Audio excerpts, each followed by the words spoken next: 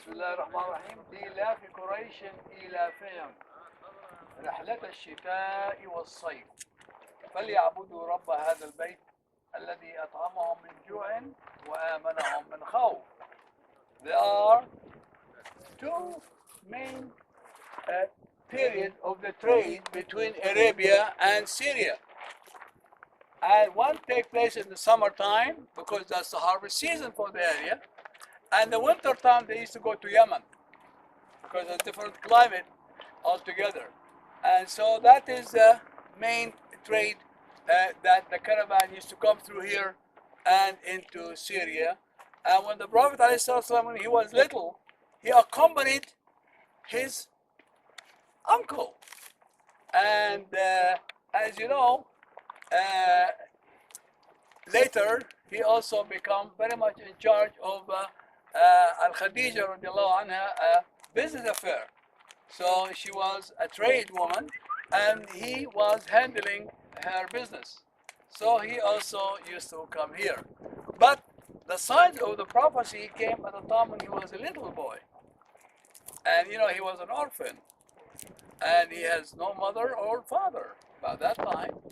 And when he came through, reached an area, it's not far away from here, and a man called, he was a priest, and this man, Haram, his name, and he noticed there's like a cloud hovering overhead, over that caravan. And he was wondering when they arrived, and he looked at the people when they come in. When they come in, he asked, "Is that all you have?" He asked, you know, that his uncle was like the head of the. I said, "Yeah, we have." He said, "No, somebody's missing." And so he said, "Oh, don't worry, it was just a little boy." He said, "That's the one I want. He has a father." He saw him, his father. He says, "He cannot be your father. He cannot be his father. He cannot have a father." So he knows the prediction of the prophethood that was coming. So they told him, yes, he doesn't have a father, he's an orphan. And he was invited in. And he was told, well, he told his uncle because he was little, he says, "This kid, he is going to be a great person. And he's going to be chosen." The idea, what chosen? Oh my God, he was a little boy. And what he says, look after him. Don't leave him on your side. Look after this kid. And so that came from a Christian priest. And it is, I've been to his church, which is actually within the border of Syria, one of them from there.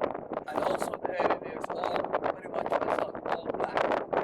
And so that's actually the story of Haram.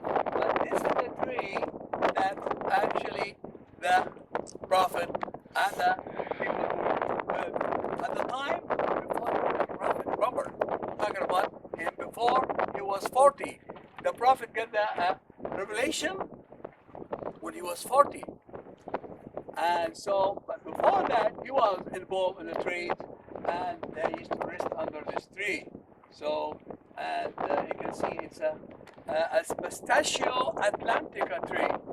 This is the scientific name of this tree, and in a month or so will be all green.